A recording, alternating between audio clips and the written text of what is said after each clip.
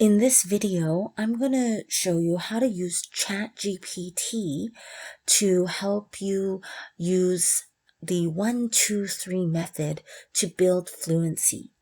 First, go to chatgpt.com. Now, you might need to make an account first. Don't pay for the account, but you can make a free account. Oftentimes, if you don't make an account, there are limited features that you can use. So I did create an account using my Gmail account or my Google account. So when you're ready, you're going to click on the use voice icon, and then you're going to paste the prompt here. So I've provided a clear prompt for you to use, but of course you can adjust it any way you want. Okay, let's get started.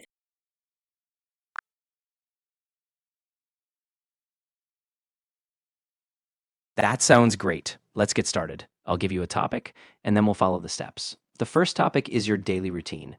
So first, tell me one memory about a typical day in your life. Go ahead. I remember one day when I woke up really late, and so I forgot to wake up the rest of my family, and we were all late for school and work.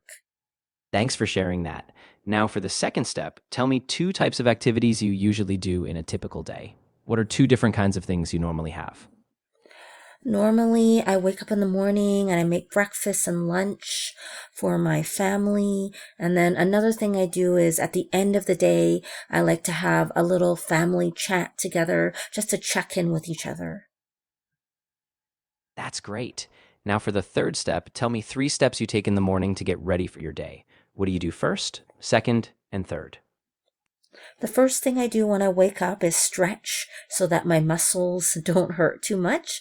And then the next thing I do is wash my face and brush my teeth. And the third thing I do is make coffee. That was really clear. You gave a nice sequence and you kept it simple. Great job. Let's try a new topic, your favorite hobby. First, tell me one memory you have about this hobby. Go ahead. My favorite hobby is baking. Great. Now, can you tell me two types of baked goods that you enjoy making? What are two different kinds you like? I love making brownies, and I also love making cookies. Perfect. And now, can you tell me three steps you take when you bake cookies? What do you do first, second, and third? So first I gather all the ingredients and I make sure everything's ready. And then secondly, I preheat the oven.